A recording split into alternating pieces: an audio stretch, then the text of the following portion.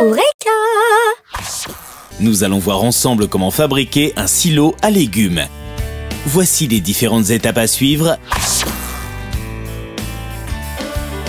et le matériel dont vous aurez besoin. De la paille ou des fougères sèches et une truelle de jardin. Première étape, préparez les légumes pour le stockage. Veillez à ce que vos légumes soient bien secs au moment de les stocker dans le silo. Surtout ne les lavez pas, enlevez toutes les feuilles et coupez la pointe de la racine ainsi que le collet.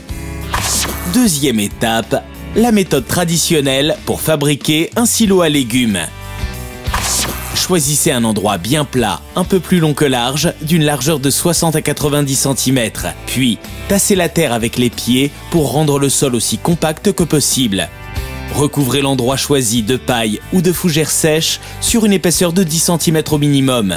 Et déversez sur la paille une première couche de légumes. Puis, recouvrez-la.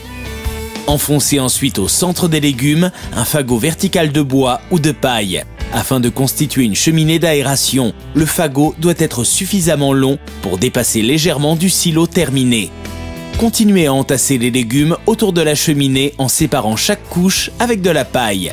Recouvrez totalement le tas de légumes avec de la paille en donnant une forme arrondie au toit. Ensuite, creusez une tranchée tout autour du tas de légumes destinée à recueillir l'eau de pluie ruisselant sur le toit arrondi. Utilisez la terre de la tranchée pour couvrir entièrement la paille, toujours en donnant une forme arrondie au toit. Afin d'éviter à la pluie d'y pénétrer, recouvrez-la d'un pot de fleurs renversé dont vous aurez bouché le trou en y coinçant un caillou. Vous pouvez éventuellement protéger vos légumes des rongeurs en posant des pièges à proximité. Pour accéder aux légumes, écartez la terre, puis la paille.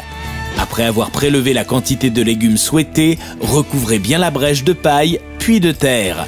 Pour éviter de faire pénétrer de l'humidité dans le silo, allez chercher les légumes dont vous avez besoin par beau temps, jamais par temps de pluie. Et voilà, maintenant, c'est à vous de jouer. Sur Eureka.fr, vos questions sont entre de bonnes mains.